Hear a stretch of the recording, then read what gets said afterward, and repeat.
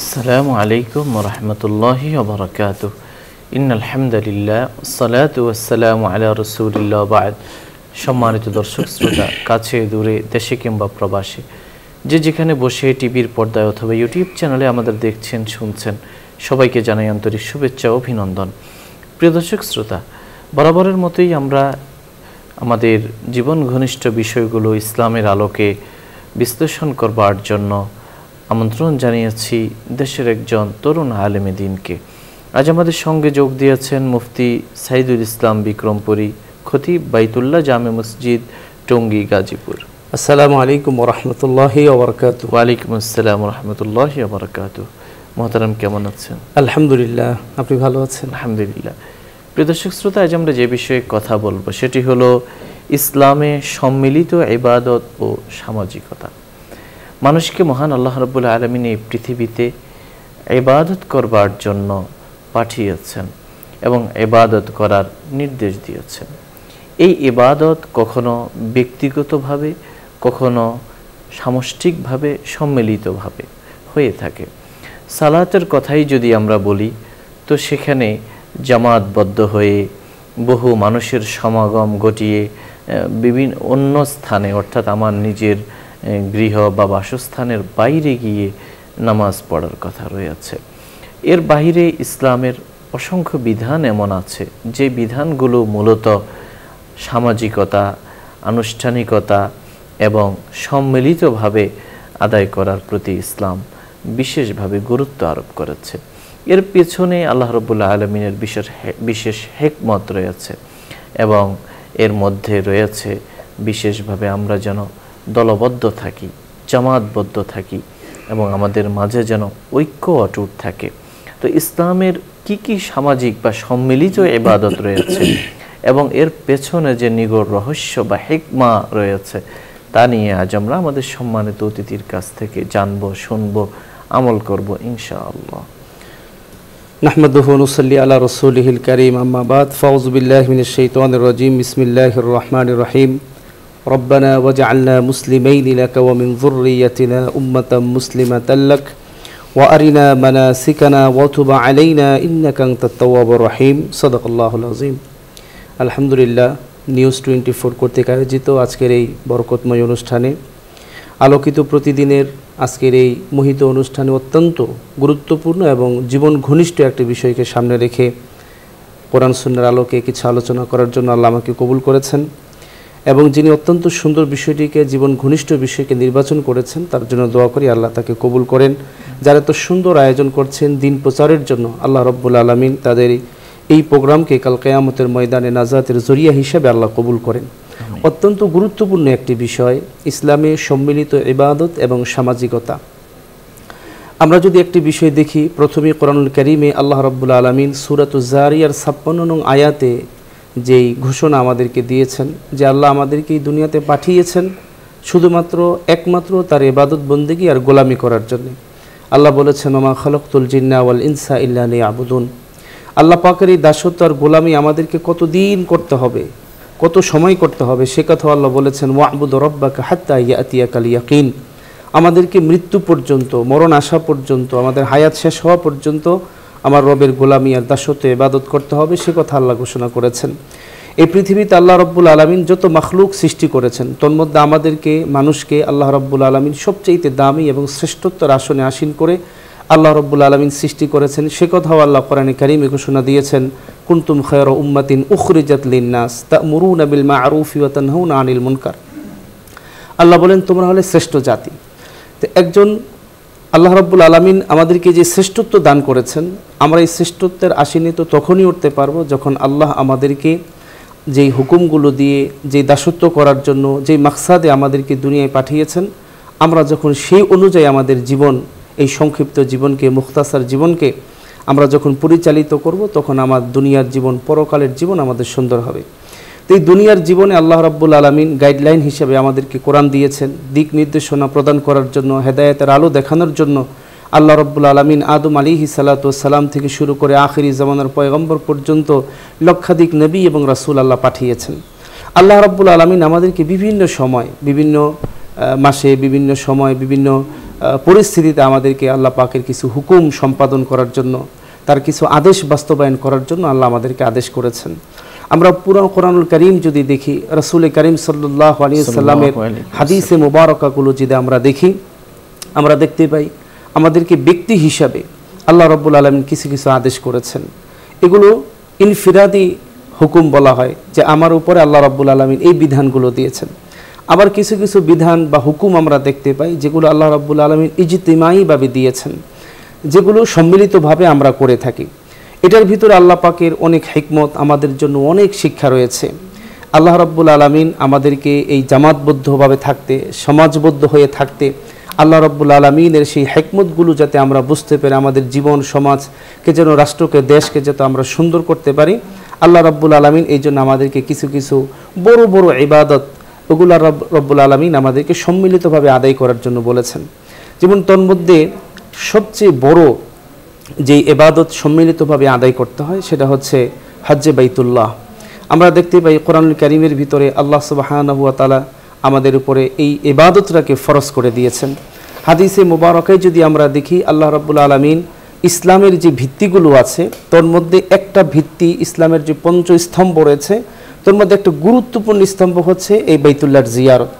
রাসূল করিম সাল্লাল্লাহু আলাইহি সাল্লাম বলেছেন, বুনিয়াল ইসলামু আলা খামস, যে ইসলামের 5টি স্তম্ভ রয়েছে, তোর মধ্যে অন্যতম হচ্ছে এই হজ্জে বাইতুল্লাহ। আল্লাহ রাব্বুল আলামিন কোরআনুল কারীমের ভিতরে তার ঘর সম্পর্কে যখন বললেন, ইন্না আউওয়ালা বাইতি উদিআ লিন-নাস লাল্লাযী বিবাক্কাতা মুবারাকা ওয়া হুদাল লিল আলামিন, যে এই পৃথিবীতে সর্বপ্রথম যে ঘর স্থাপন করা হয়েছে সেই ঘরটা হচ্ছে বাইতুল্লাহ। আল্লাহ রাব্বুল আলামিন মক্কায় স্থাপন করেছেন, এবং এই ঘরের ভিতরে আদম আলাইহিস সালাতু ওয়াস সালাম থেকে শুরু করে বহু পয়গম্বরের হাত, তাদের স্পর্শ, তাদের তাওয়াফ এই ঘরের ভিতরে হয়েছে। বড় বড় পয়গম্বরদের মাধ্যমে আল্লাহ রাব্বুল আলামিন এই ঘরের সংস্কারের কাজ করিয়েছেন। সর্বশেষ আমাদের আখিরি জামানার পয়গম্বরের বরকতি হাতও সেখানে লেগেছে। এই ঘরকে আল্লাহ কেন বানিয়েছেন? আল্লাহ বলে দিয়েছেন যে মুবারাকান ওয়া হুদাল লিল আলামিন, যে এই ঘরটাকে শুধুমাত্র মুসলমানদের জন্য নয়, মুত্তাকিদের জন্য নয়, বিশ্ববাসীর জন্য আমি আল্লাহ এই ঘরটাকে বরকত এবং হেদায়েতের দ্বার বানিয়ে দিয়েছি। তো এই ঘরটাকে আল্লাহ রাব্বুল আলামিন হেদায়েত আর বরকতের দ্বার বানানোর পরে পয়গম্বর ইব্রাহিম আলাইহিস সালাতু ওয়াস সালামকে আল্লাহ আদেশ করলেন, ওয়া ইদ বাওয়ানা লি ইব্রাহিমা মাকানাল বাইতি আল্লা তুশরিক বি শাইআ ওয়া তাহির বাইতিয়া লিত-তাইফিন ওয়াল কাইমিন আর রাকিয়ান রুকআই সুজুদ। আল্লাহ এখানে ইব্রাহিম আলাইহিস সালাতু ওয়াস সালামকে জায়গাটা দেখায়া বললেন যে এখানে এই বাইতুল্লাহর পরিষ্কার পরিচ্ছন্নতার দায়িত্ব পালন করার জন্য, এবং এখানে যারা যারা আসবে, নামাজ আদায়কারীরা আসবে, রুকুকারীরা আসবে, তওয়াফকারীরা আসবে, তাদের জন্য এই জায়গাটাকে পরিষ্কার পরিচ্ছন্ন করো এবং শিরিক থেকে এই জায়গাটাকে মুক্ত রাখো। আল্লাহ রাব্বুল আলামিন এই দায়িত্ব দেওয়ার পরে ইব্রাহিম আলাইহিস সালাতু ওয়াস সালামকে ঘোষণা দিতে বললেন, ওয়াআযিন ফিন-নাস বিল হাজ্জি ইয়াতুকা রিজালাও ওয়া আলা কুল্লি দামিরি ইয়াতিনা মিন কুল্লি ফাজ্জিন আমিক, যে ওয়াআযিন ফিন-নাস, আযান দিয়ে দাও, এলান দিয়ে দাও, মানুষের মাঝে হজের এলান দিয়ে দাও। আল্লাহ রাব্বুল আলামিন এই ঘোষণা যখন দিতে বলেছেন, ওই সময়ের যে পরিস্থিতি ছিল, ওই পরিস্থিতি আর ওই পরিবেশ আমাদের আজকের সমাজের পরিবেশ ছিল না। সেখানে তার এলান শোনার মতো জনমানব বলতে কেউ ছিল না। আল্লাহ রাব্বুল আলামিন শুধু তাকে অর্ডার করেছেন, আযদিন ফিন-নাস, তুমি শুধু মানুষের মাঝে এলান করো, আর এই এলান মানুষের কানে কানে, দাঁড়ে দাঁড়ে, বিশ্ববাসীর কর্ণকুহুরে এই এলান পৌঁছে দেওয়ার জিম্মাদারি হচ্ছে আমি আল্লাহর। আল্লাহ রাব্বুল আলামিনের আদেশ পাওয়ার সাথে সাথে পয়গম্বর ইব্রাহিম আলাইহিস সালাতু ওয়াস সালাম, কেউ কেউ লিখেছেন মাকাম ইব্রাহিমের উপরে, কেউ কেউ বলেছেন আবু কুবাইস পাহাড়ের উপরে দাঁড়িয়ে তিনি হজের আযান দিয়ে দিলেন, এলান দিলেন। সেই যে শুরু হলো সম্মিলিত ইবাদতের এক মহা সম্মিলন, সর্ববৃহৎ মুসলিম উম্মাহের এক গণজামায়াত, এই যে শুরু হলো, আল্লাহ তাআলা তো কোরআনে কারিমে বলেই দিয়েছেন মানুষ কিভাবে আসবে। সেই বাইতুল্লাহর মহাব্বত, রাসূলের মহাব্বত, আল্লাহ পাকের প্রেম আর ভালোবাসা, সেটার সিক্ত হয়ে, সেই ভালোবাসায় উজ্জীবিত হয়ে মানুষ কেউ পায়ে হেঁটে, কেউ বিমানে, কেউ পানিপথে, কেউ নৌপথে, কেউ আকাশপথে, কেউ হেঁটে, কেউ উটের পিছনে চড়ে, কেউ পায়ে দোলে, বিভিন্ন অঞ্চল থেকে, দূর দূরান্ত থেকে এই বাইতুল্লাহ তারা আসবে। তা আজকে আমরা সেই চিত্রই দেখতে পাচ্ছি যে আল্লাহ সুবহানাহু ওয়া তাআলা তার বাইতুল্লাহর সেই চত্বরে, মদিনার সেই অলিতে গলিতে, দেশের বিভিন্ন প্রান্ত থেকে সেই আবেগ ঘন ভালোবাসা, নবীজির প্রেম, বাইতুল্লাহর মহব্বত নিয়ে মুসলিম উম্মাহ সেখানে একত্রিত হচ্ছে। সেখানে আমরা দেখতে পাচ্ছি বর্ণের কোনো ভেদাভেদ নাই, কে ছোট কে বড়, কে ধনী আর কে গরিব, একই পোশাকে, একই সিস্টেমে, একই স্টাইলে আল্লাহ রাব্বুল আলামিন বাইতুল্লাহর চত্বরে সবাইকে ঘোরাচ্ছেন। ওখানে রাজা যেমন ঘুরতেছেন, মালিক যেমন ঘুরতেছেন, ঠিক তেমনিভাবে যার কিচ্ছু নাই, অসহায়, আল্লাহ যাকে কবুল করেছেন, বাইতুল্লাহর মেহমান বানিয়েছেন। চেহারাটা হতে পারে কুচকুচে কালো, স্বাস্থ্য সুস্থ ভালো না, চেহারার ওরকম কোনো ভাবসাব নেই, কিন্তু সেই দুই পোশাক পরে তিনিও বাইতুল্লাহর চত্বরে ঘুরতেছেন। এই যে একটা সম্মিলিত ইবাদতের একটা হুকুম আল্লাহ আমাদেরকে দিয়েছেন, এই ইবাদত মূলত একটা, এটার ভিতরে ভিন্ন একটা হিকমত আল্লাহ রাব্বুল আলামিন, গভীর এক রহস্য সেখানে লুকায়িত আছে।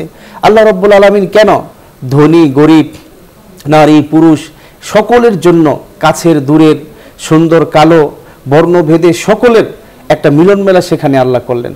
আল্লাহ রাব্বুল আলামিন এক নম্বর যেই নিগুড়, যেই হিকমত, যে রহস্য, সেটা হচ্ছে যে আল্লাহ রাব্বুল আলামিনের বান্দারা তারা এক ও নেক হয়ে যাবে। দ্বীনের ক্ষেত্রে, শরীয়তের ক্ষেত্রে, দ্বীন প্রতিষ্ঠার ক্ষেত্রে রাজা বাদশাহ, ধনী গরিব কোনো ভেদাভেদ নেই। আল্লাহ রাব্বুল আলামিন মুসলমানদের ভিতরে ওই ভেদাভেদকে দূর করার জন্য, তারা যে সবাই এক, উম্মাতুন ওয়াহিদা, এটা যে এক, এটা বোঝানোর জন্য আল্লাহ রাব্বুল আলামিন এই একটা সুন্দর ইবাদতের ব্যবস্থা আল্লাহ করেছেন। কোরআনুল কারীমে হযরতে ইব্রাহিম এবং ইসমাঈল আলাইহিস সালাতু ওয়াস সালাম সেই পবিত্র ভূমিতে আল্লাহ পাকের কাছে দোয়া করেছিলেন যে রব্বানা ওয়াজআলনা মুসলিমাইনি লাকা ওয়া মিন যুররিয়াতিনা উম্মাতাম মুসলিমাতাল লাক। আল্লাহর কাছে দোয়া করেছিলেন, আল্লাহ আমাদেরকে আপনি এক উম্মাহ বানিয়ে দেন, আমাদেরকে এক বানায়া দেন, নেক বানায়া দেন, আমাদের বিভক্তি দূর করে দেন। আল্লাহ রাব্বুল আলামিন তার দোয়া কবুল করেছিলেন। তো এই হজের মাধ্যমে আমরা যেই বিষয়গুলো হজ থেকে আমরা শিক্ষা পাই, তার মধ্যে একটা হলো এটা, আমাদের বর্ণ যাই হোক, আমাদের সম্পদ যাই হোক, আমি শিক্ষিত হই অশিক্ষিত হই, আমি যে মুসলিম, এই মুসলিম হিসাবে আমরা উম্মাতুন ওয়াহিদা, আমরা এক উম্মত, আমরা এক দল, আমরা এক সমাজের। এই এই এই একটা হিকমতকে আল্লাহ রাব্বুল আলামিন ওখান থেকে আমাদেরকে শিক্ষা দিচ্ছেন। পাশাপাশি আর অনেকগুলো হিকমত, অনেকগুলো শিক্ষা আমরা হজ থেকে শিখতে পাই। সেটা হচ্ছে আল্লাহ রাব্বুল আলামিন আমাদের এই হজের যে সিস্টেমটা, এটার যে একটা পদ্ধতি, পুরো পদ্ধতিটা, পুরা হজের কার্যক্রমটা এমন সুন্দর এবং এমন মধুময় এবং প্রেমময় এবং এত সুন্দর একটা স্ট্রাকচারে আল্লাহ রাব্বুল আলামিন সাজিয়েছেন। নিজের পরিধেয় পোশাককে খুলে সেই কাফনের কাপড়ের মতো সেলাইবিহীন দুই টুকটা কাপড় পরিধান করে লম্বা একটা সফর, লম্বা একটা জার্নি, লম্বা একটা সময় এক জায়গায় অবস্থান করা আল্লাহ রাব্বুল আলামিন আমাদের উপর আবশ্যক করে দিয়েছেন। আমরা জানি বাইতুল্লাহর এই সফরে নামাজের ওরকম কোনো বিশেষ নামাজ পড়তে হবে এরকম কিছু নাই, কিন্তু আল্লাহ রাব্বুল আলামিন একটা জায়গায় ঘুরতে হবে, একটা জায়গায় দৌড়াইতে হবে, একটা জায়গায় দাঁড়ায় থাকতে হবে, কোথাও রাত্রি যাপন করতে হবে, কখনো সকালে যেতে হবে, কখনো মদিনায় যেতে হবে, কখনো মুজদালিফায় যেতে হবে, কখনো জামারাতে কঙ্কর নিক্ষেপ করতে হবে। এই যে সিস্টেমগুলো, প্রত্যেকটার ভিতরে একটা আলাদা আলাদা হিকমত রয়েছে। আল্লাহ রাব্বুল আলামিন মূল যেই হিকমতটা আমাদেরকে এখান থেকে শিখান, যেটা আমরা উমরে ফারুক রাদিয়াল্লাহু তাআলা আনহুর উক্তি থেকে আমরা দেখতে পাই। উমরে ফারুক রাদিয়াল্লাহু তাআলা আনহু ওই হাজরে আসওয়াদ, বাইতুল্লাহর ওই দেয়ালের ভিতরে কোণানে যে হাজরে আসওয়াদটা লাগানো আছে, তিনি এটাকে চুমু খাচ্ছিলেন আর ওই পাথরকে তিনি বলতেছিলেন, ইন্নী আ'লামু আন্নাকা হাজার লা তাদুররু ওয়া লা তানফা, আমি নিশ্চয়ই জানি যে তুমি শুধুমাত্র কেবলমাত্র একটা পাথর, তুমি মানুষের কোনো ক্ষতিও করতে পারো না, তুমি মানুষের কোনো উপকারও করতে পারো না। আমি কেবল শুধু তোমাকে চুম্বন করি এই জন্যে যে আমার নবী রাসূল কারীম সাল্লাল্লাহু আলাইহি ওয়াসাল্লাম তোমাকে চুম্বন করেছেন। এটা আমরা এই হজের একটা গুরুত্বপূর্ণ এই একটা পয়েন্ট থেকে আমরা যে শিক্ষাটা পাই বা আমাদের ভিতরে যে শিক্ষাটা অর্জন করা দরকার, সেটা হচ্ছে যে এই যে পাথর, এই যে বাইতুল্লাহর চত্বর, এগুলো মূলত আমাদের জন্য কিছু না, আমরা তো আমাদের নবী করেছেন। এই যে একটা আদর্শ, এখানে কোনো দ্বিধাহীন চিত্তে কোনো যুক্তি না, কোনো তর্ক, আমার কোনো হিকমত খোঁজা বা কেন নবীজি এটা করেছেন এটার পিছনে আমার সময় ব্যয় না করে ওমরে ফারুক রাদিয়াল্লাহু তাআলা আনহু যেইভাবে তার দ্বিধাহীন চিত্তে কোনো চিন্তা করেন নাই, কোনো ফিকির করেন নাই, কোনো প্রশ্ন তোলেন নাই, যুক্তি খোঁজেন নাই, তর্ক করেন নাই, নবীজি চুম্বন করেছেন ওই কালো পাথরের মধ্যে, এজন্য আমি উমরও আমি চুম্বন করতেছি। তো হজের প্রত্যেকটা কাজই এরকম। আমার ওখান থেকে দিনের প্রত্যেকটা কাজ, আমার কোনো প্রশ্ন নাই, আল্লাহর হুকুম, এটা হারাম তো ছাড়তে হবে, হালাল তো ধরতে হবে, আল্লাহর আদেশ মানতে হবে, আল্লাহ বর্জন করতে বলেছেন, দ্বিধাহীন চিত্তে সে আবু বকর সিদ্দিক রাদিয়াল্লাহু তাআলা আনহুর মতো আমাকে মেনে নিতে হবে। এই শিক্ষাটা হজ থেকে আমরা নিতে পারি। আর আমরা তো দেখা যায় আরেকটা কাজ আমরা ভুল করে থাকি, সেটা হচ্ছে এই সমাজবদ্ধ আর হচ্ছে এই সম্মিলিতভাবে আমরা ইবাদতগুলো করতে গেলে অনেক সময় আমরা শিরিকের মধ্যে লিপ্ত হয়ে যাই, দেখা যায় মনোভাব আমাদের পরিবর্তন হয়ে যায়। এই জন্য ইব্রাহিম আলাইহিস সালাতু ওয়াস সালামকে সর্বপ্রথম আল্লাহ পাক যে আদেশটা করেছিলেন যে আনতুশরিক বি শাইআ, প্রথম আল্লাহ পাকের ওয়ার্ডার যে এই যে আমার জায়গা, ওয়াইদ বাওয়ানা লিইব্রাহিমা মাকানাল বাইত, এই যে বাইতুল্লাহর জায়গা, এটা আল্লাহ পাক দেখায় প্রথম যে আদেশ করেছিলেন কোরআনে কারিমের ভিতরে যে এটাকে আগে শিরিক মুক্ত করতে হবে। ইবাদত করতে গিয়ে বিদআত যেতে না হয়, ইবাদত করতে গিয়ে শিরিক যেতে না হয়, আল্লাহকে পাওয়ার চেষ্টা করতে গিয়ে আল্লাহকে যাতে হারাইতে না হয়, এইগুলো এই সম্মিলিত ইবাদত থেকে আমাদেরকে শিখতে হবে। আল্লাহ রাব্বুল আলামিন হজের পুরো কার্যক্রমটায় এইভাবে একটা সুন্দরভাবে সম্মিলিত ইবাদতের মাধ্যমে আমাদের জন্য আরও অনেক শিক্ষা রেখেছেন। পাশাপাশি আমরা যদি আরেকটু পিছনের দিকে আসি, আল্লাহ রাব্বুল আলামিন সপ্তাহে একদিন ইয়াউমুল জুমা, জুমার দিনটাকে আল্লাহ তাআলা কিভাবে সাজিয়েছেন। আমাদের সপ্তাহে একটা দিন আমরা সবাই প্রতিনিয়ত আমরা আমাদের কর্মব্যস্ততায়, আমাদের অফিস আদালতে, জীবিকা উপার্জনে, ছেলে মেয়েদের পিছনে, পরিবারকে ভালো রাখার জন্য আমরা সবাই ব্যস্ত থাকি, কিন্তু সপ্তাহে একটা দিন আল্লাহ রাব্বুল আলামিন, ইসলাম কত সুন্দর আর কত সুন্দর করে আল্লাহ রাব্বুল আলামিন আমাদেরকে এই সম্মিলিত ইবাদতগুলো দিয়েছেন, আর এটার পিছনে কতটা হিকমত। জুমার দিন আল্লাহ রাব্বুল আলামিন, সপ্তাহের শেষ দিন আল্লাহ রাব্বুল আলামিন এই দিনটার ব্যাপারে নবীজি ঘোষণা দিলেন যে খায়রু ইয়াউমিন তালাআত আলাইহি শামসু ইয়াউমুল জুমা। নবীজি বললেন যত দিন সূর্য আকাশে উদিত হয় তার মধ্যে সবচেয়ে দামি আর সেরা দিন হচ্ছে ইয়াউমুল জুমা, জুমার দিন। জুমার দিনের গুরুত্ব, জুমার দিনের ফজিলত যদি আমরা এক কথায় বলি, কোরআনুল কারীমের ভিতরে যতগুলো সূরা আছে তার মধ্যে একটা সূরার নামই আল্লাহ রাব্বুল আলামিন দিয়েছেন সূরাতুল জুমা। জুমা নামে একটা আল্লাহ পাক সূরা নাজিল করেছেন, সেখানে সরাসরি আল্লাহ রাব্বুল আলামিন জুমার দিনের আলোচনা করেছেন। তো কতটা গুরুত্বপূর্ণ হাদিসে নবীজি এইভাবে বলেছেন। তো জুমার দিনের চিত্রটা যদি আমরা দেখি যে আল্লাহ রাব্বুল আলামিন আমাদেরকে জুমার দিনটা দিয়েছেন, আমরা সবাই যে যেখানে অফিস আদালতে যে যেখানে থাকি, জুমার দিনে আমরা আমাদের এলাকার, আমাদের মহল্লায় অথবা আমি যেখানে থাকি সেখানে আমরা জুমার দিন আমাদের জামে মসজিদে, জুমার মসজিদে আমরা উপস্থিত হই, সবাই কাতারবন্দি হয়ে আমরা বসে যাই। দিনের যে আলোচনাগুলো একজন খতিব বা মসজিদের মিম্বর থেকে কোরআন সুন্নাহর যে আলোচনাগুলো করা হয় আমরা গভীর মনোযোগ দিয়ে শুনি। আমরা পুরো একটা সপ্তাহ দিনে খোরাক কোরআন হাদিসের সে হেদায়েতের যে কথাগুলো আমরা নিয়ে আসি, এবং আমাদের মাঝে যে এই যে কাতারবন্দি হয়ে যে দাঁড়ানো, সেখানে ধনী গরিব, শিক্ষিত অশিক্ষিত, একজন দিনমজুর, একজন রিক্সা চালক, একজন রাস্তায় যিনি থাকেন তিনিও গিয়ে একজন হয়তো ধনী মানুষের পাশে তিনি বসে গেছেন, অথবা কোনো মন্ত্রীর পাশে তিনি বসে গেছেন, অথবা কোনো বাড়িওয়ালার পাশে তিনি বসে গেছেন। জুমার দিন অবস্থাটা এরকম, এই কথা কেউ বলে না বা তার মনের ভিতরে আসে না যে তুমি একজন ছোট, তুমি একজন দিনমজুর, অথবা তুমি একজন শ্রমিক, অথবা তোমার গায়ে কোনো ভালো পোশাক নাই, অথবা তুমি ভালো ফ্ল্যাটে থাকো না আর আমি বাড়িওয়ালা, আমি সরকারি চাকরিজীবী, তুমি আমার পাশে বসতে পারবা না। এই যে একটা ভেদাভেদ জুমার দিন মানুষকে ভুলায় দেয়, এবং ওই দিন ওই একত্রিত হওয়ার কারণে এলাকার সর্বস্তরের মানুষের সাথে একটা মোলাকাত, একটা সাক্ষাৎ তাদের মাঝে হয়, যার কারণে সমাজবদ্ধ থাকার যেই একটা পরিবেশ তৈরি হওয়া দরকার, যখন উভয়ের মাঝে সাক্ষাৎ হয়, কুশল বিনিময় হয়, এবং ধনীরা গরিবদেরকে সহযোগিতা করতে থাকে, দান খয়রাত করতে থাকে, এবং সবাই একাকার হয়ে একই জায়গায় বসে একই প্ল্যাটফর্মে বসে দিনের কথাগুলো শুনে আল্লাহর কাছে কান্নাকাটি করে নামাজ শেষে আবার সবাই দলবদ্ধ হয়ে বের হয়ে যায়। এই যে চিত্রটা, এই চিত্রটা আমাদেরকে সমাজবদ্ধভাবে থাকার জন্য অনেকটা ভূমিকা রাখে, এবং ওই একটা সপ্তাহে ইবাদত করাটা পুরা সপ্তাহব্যাপী, ওই একদিন দান খয়রাত করাটা পুরা সপ্তাহব্যাপী আমাদের উপর একটা ভালো প্রভাব ফেলে, এবং সবাই অপেক্ষায় থাকে আবার কবে জুমার দিন আসবে। আমরা যদি আরও একটা সম্মিলিতভাবে ইবাদত দেখি, আর একটা গুরুত্বপূর্ণ সম্মিলিত ইবাদত রয়েছে আমাদের মুসলমানদের, বছরে দুইটা ঈদ, ওই ঈদুল ফিতর এবং ঈদুল আজহা, এই দুইটা দিন আমরা ব্যাপকভাবে আমরা এই জিনিসগুলো দেখতে পাই। তো জুমার দিনের বিষয়গুলো যদি আমরা খেয়াল করি, তাহলে যে বিষয়গুলো আমাদের ওখান থেকে শিক্ষণীয় আছে, তার মধ্যে একটা হচ্ছে যে কিয়ামতের যে একটা চিত্র হবে, ওই চিত্রটা এখান থেকে আমরা উপলব্ধি করতে পারি যে কিয়ামতের দিবসটা এরকম হবে যে সকল মানুষ, ধর্ম বর্ণ যার যা আছে সবগুলাকে আল্লাহ এক জায়গায় দাঁড় করিয়ে দিবেন, সমবেত করে দিবেন। ওই হাসরে মাহশারে আল্লাহ রাব্বুল আলামিন সকলকে সমবেত করে দিবেন। এই চিত্রটা আমরা ওখান থেকে উপলব্ধি করতে পারি। আরেকটা চিত্র আমরা দেখতে পাই, সেটা হচ্ছে জামাতের যে একটা শরিক হয়ে নামাজ আদায় করা, এটার যে একটা ভিতরে অন্যরকম অনুভূতি জাগ্রত হয় জুমার দিন। আমরা এই একটা অনুভূতি জুমার দিন আমরা নিয়ে আসতে পারি, সবাই সর্বস্তরের মানুষ, যে জামাতের সাথে নামাজ পড়ার যে একটা মজা, জামাতের সাথে নামাজ পড়ার যে একটা স্বাদ, একটা তৃপ্তি আসে, সেটা একাকী নামাজ পড়লে ওরকম হয় না।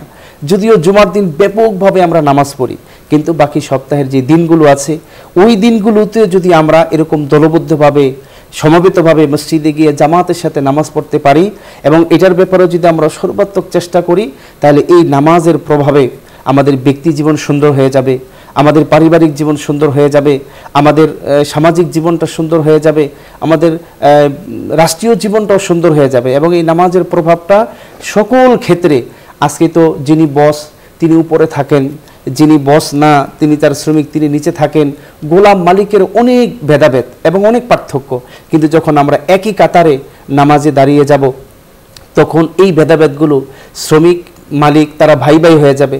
হাদিসে যেমন এসেছে, মালিকের ব্যাপারে বলেছেন যে শ্রমিককে তোমরা ভাই বানাও, নিজে যা খাও তা খাওয়াও। আজকে সেটা আমরা ভুলে গেছি, কিন্তু আমরা যখন আবার নামাজে কাতারে কাতারে দাঁড়িয়ে যাব, একই প্ল্যাটফর্মে বসে যাব, তখন সেই অনুভূতি, ইসলামের এই শিক্ষাগুলো আমাদের মাঝে আসবে। এবং সমাজ কাঠামোকে উন্নয়ন করার জন্য এই সম্মিলিত ইবাদতের ব্যাপক একটা ভূমিকা আছে। যখন আমরা মসজিদে সমাবেত হব, বাইতুল্লাহ চত্বরে সমাবেত হব, মদিনায় সমাবেত হব, আরাফার ময়দানে হব, মুজদালিফায় হব, বিভিন্ন জায়গায় যখন আমরা উম্মতে মুসলিমা যারা আছি আমরা যখন একই প্ল্যাটফর্মে আসব, তখন আমরা সমাজের বিভিন্ন বিষয় নিয়ে, ব্যক্তির বিভিন্ন বিষয় নিয়ে, আমাদের সমাজকে কিভাবে আরও দ্বীনি কাজের মাধ্যমে আরও উন্নয়ন করা যায়, গরিবদের পাশে কিভাবে দাঁড়ানো যায়, যারা নিঃস্ব আছে তাদেরকে কীভাবে সহযোগিতা করে তাদেরকে আরও ডেভেলপ করা যায়, এই বিষয়গুলো তখন চিন্তায় আসবে। যখন ধনীর চোখের সামনে গরিব, গরিবের সামনে ধনী, যখন এই কাছাকাছি হবে, তখন দিলের ভিতরে একটা মহব্বত, একটা প্রেম, একটা ভালোবাসা তৈরি হবে। আর ওই ভালোবাসার আলোকে গরিবের ভিতরে আল্লাহ রাব্বুল আলামিন হতে পারে যে গরিবের প্রতি যে একটা সহানুভূতি এবং সাহায্য করার যে একটা অনুপ্রেরণা, এটা হয়তো চলে আসবে। তো এই জন্য এই ইবাদত, সম্মিলিত ইবাদতের মাধ্যমে আমরা আমাদের সমাজকে সবাই সুন্দর করতে চাই এবং আমরা পেরেশানি মুক্ত, সুন্দর, সুশীল সমাজে, আমরা বিশৃঙ্খলা মুক্ত সমাজে আমরা সবাই বসবাস করতে চাই। কিন্তু কি কি কাজগুলো করলে আমাদের সমাজ সুন্দর হবে, সামাজিকতা সুন্দর হবে, আমাদের সকলের ভিতরে একটা সামাজিকতা আসবে, ওই কাজগুলো আমরা করতে রাজি না। আমরা ওই যে বছরে একদিন, বছরে 2 দিন আমরা সমবেত হই, আবার আমরা নিজেদেরকে পর্যন্ত ভুলে যাই। সপ্তাহে একদিন আমরা এক জায়গায় সমবেত হই, আবার নিজেদেরকে ভুলে যাই। অথচ আল্লাহ রাব্বুল আলামিন এই সম্মিলিত ইবাদতগুলো, জুমার দিনের কথা বলি, ঈদ উল ফিতরের কথা বলি, ঈদ উল আজহার কথা বলি, ওই দিনগুলো তো আরও তো ব্যাপকভাবে আমাদের একজন আরেকজনের সাথে যে একটা প্রেমময় একটা মধুর সম্পর্ক তৈরি হয়। পুরো দেশব্যাপী এই ঈদ উল ফিতর, ঈদ উল আজহা পালন করতে গিয়ে আমরা দেখতে পাই যে ধনী আর গরিব ওই দিন কারো মাঝে কোনো পার্থক্য নাই। সেদিন এই কথা কেউ মনেও করে না, যে যাকে পারে জড়িয়ে নিচ্ছে, বুকের সাথে বুক মিলাচ্ছে, হাতের সাথে হাত মিলাচ্ছে। অথচ এই শিক্ষাগুলো আমরা বাস্তব জীবনে আমাদের সমাজ পর্যন্ত আমরা নিয়ে আসতেছি না। আল্লাহ রাব্বুল আলামিন তো এই সম্মিলিত ইবাদতগুলোর মাধ্যমে আমাদেরকে শিক্ষা দিচ্ছেন আমাদের সমাজ ব্যবস্থা, আমাদের সামাজিকতা, আমাদের দেশ, আমাদের পরিবার, ব্যক্তি জীবন, সকল ক্ষেত্রে যাতে এগুলোর প্রভাব পড়ে। কিন্তু আমরা ওগুলো নিয়ে কখনো চিন্তাও করি না। তা আজকে এত সুন্দর একটা বিষয় নির্বাচন করেছেন আলোচনা করার জন্য, তো অত্যন্ত চমৎকার। প্রত্যেকটা বিষয়কে যদি আমরা ইবাদতের যতগুলো সাইড আছে, আমরা যদি আর একটা বিষয় দেখি, আল্লাহ রাব্বুল আলামিন যাকাতের একটা বিধান আমাদেরকে দিয়েছেন। যাকাতের বিধানটার ক্ষেত্রে যদি আমরা দেখি, যারা ধনী আছেন তাদেরকে আল্লাহ রাব্বুল আলামিন সম্পদ দিয়েছেন, এটা তাদের হাতের কামাই না, আল্লাহ রাব্বুল আলামিন নিজ অনুগ্রহ এটা তাদেরকে দিয়েছেন। কোরআনুল কারীমে বহু জায়গায় আল্লাহ রাব্বুল আলামিন বলেছেন, ওয়া মিম্মা রাযাকনাহুম ইউনফিকুন, আমি তোমাদেরকে রিজিক দিয়েছি, আমার দেওয়া সম্পদ থেকে তোমরা ব্যয় করো। তা আমরা দেখি যে এই যে সমাজ ব্যবস্থাকে ঠিক করার জন্য আল্লাহ যাদেরকে সম্পদ দিয়েছেন তাদেরকে বলে দিয়েছেন, ওয়াফি আমওয়ালিহিম হাক্কুন মালুম লিসাইলি ওয়াল মাহরুম, তোমাদেরকে যে আমি সম্পদ দিয়েছি, তোমাদের হকে যে সম্পদ আছে, তোমাদের এই সম্পদের ভিতরে সমাজে দ্বারা অসহায়, মিসকিন, ফকির, একেবারে নিঃস্ব, তাদের একটা হক এই তোমাদের এই সম্পদের ভিতরে আছে। কখনো জাকাতের নামে বের হবে, কখনো ফিতরার নামে বের হবে, কখনো সদগার নামে বের হবে, কখনো মান্নতের নামে বের হবে। আল্লাহ রাব্বুল আলামিন সম্পদের উপরে এরকম কিছু হুকুম দিয়েছেন। তা আমরা যদি এই যে একটা ইবাদত, আমরা সব ধনীরা যদি সম্মিলিতভাবে আল্লাহ যাদেরকে নেয়ামত দিয়ে এই তাদেরকে ভূষিত করেছেন, আমরা যদি সবাই মিলে আমরা যদি ফিকির করি আমাদের সমাজে আমরা সবাই সঠিকভাবে ইসলাম যেভাবে বলে, কোরআন যেভাবে বলে ওইভাবে আমরা এই জাকাত ব্যবস্থা কায়েম করব, ইসলামী জাকাত ব্যবস্থা কায়েম করব, তাহলে ইসলাম যেই হিকমত নিয়ে এই জাকাত ব্যবস্থা দিয়েছেন, দেখা যাবে 1 বছর 2 বছর পরে আজকে আমরা যাদেরকে জাকাত দিচ্ছি একটা সময় এসে তারা আবার আরেকজনকে জাকাত দিবে, কিন্তু আমরা আসলে ওই চিন্তা ওই চেতনা আমাদের ভিতরে আসে না। তো এইভাবে আমরা যদি সম্মিলিত ইবাদতগুলো দেখি তাহলে আমাদের ভিতরে আমাদের সমাজ ব্যবস্থা সুন্দর করার জন্য অনেকগুলো অনেকগুলো রাস্তা চলে আসবে। আর ইসলাম তো এমন একটা ধর্ম, হাদিসে পাকে বিশ্বনবী জনাবে মুহাম্মদ রাসূলুল্লাহ সাল্লাল্লাহু আলাইহি ওয়াসাল্লাম বলেছেন যে ইন্নাদ-দীন আন-নাসিহা। নবীজি এক জায়গায় 3 বার এই কথা বলেছেন, ইন্নাদ-দীন আন-নাসিহা, ইন্নাদ-দীন আন-নাসিহা, ইন্নাদ-দীন আন-নাসিহা। আর দ্বীন আর ইসলাম তো হলো অপরের কল্যাণ করা। ইসলাম আর এই ধর্মটাই হচ্ছে জনকল্যাণমূলক একটা ধর্ম। এই জন্য ইসলাম ইতিম লালন পালনের ব্যাপারে উদ্বুদ্ধ করেছে, বিধবা নারীদেরকে তাদের ব্যাপারে উদ্বুদ্ধ করেছে, যারা নিঃস্ব অসহায় ক্ষুধার্ত তাদেরকে আহার দানের ব্যাপারে ইসলাম উদ্বুদ্ধ করেছে, রক্ত দানের ব্যাপারে উদ্বুদ্ধ করেছে, কর্জে হাসানাত দেওয়ার ব্যাপারে উদ্বুদ্ধ করেছে, প্রতিবেশীর হক আদায় করার জন্য উদ্বুদ্ধ করেছে, এবং আরও সমাজ কল্যাণমূলক যত কাজ আছে সমস্ত কাজ প্রতিবেশীর হক থেকে শুরু করে ইসলাম এই সমাজ ব্যবস্থাকে সুন্দর করার জন্য। আমরা যেহেতু জীব, সমাজে আমাদের বসবাস করতে হয়, আমরা একদিনের সমাজ ব্যবস্থাকে ভেঙে দিয়ে আমাদের পক্ষে বসবাস করা প্রাণীদের মতো সম্ভব না। প্রাণীদেরও একটা জগৎ আছে, তা আমাদের এই সমাজটাকে সুন্দর করতে হলে আমাদেরকে সামাজিকতা জাগ্রত করতে হবে এবং সম্মিলিত যে সমস্ত ইবাদত রয়েছে তা আমাদের প্রায়োগিক জায়গায় নিয়ে আসতে হবে এবং তার মধ্যে যে প্রাণ রয়েছে সেটাকে ধারণ করার চেষ্টা করতে হবে। শুকরিয়া মুহতারাম, আপনি আমাদের বলছিলেন ইসলামের সম্মিলিত ইবাদত এবং সামাজিকতা সম্পর্কে। প্রিয় দর্শক শ্রোতা, আলোচনার এই পর্যায়ে আমরা সংক্ষিপ্ত মোনাজাতে অংশগ্রহণ করব। আপনারা চাইলে আমাদের সঙ্গে মোনাজাতে শামিল হতে পারেন।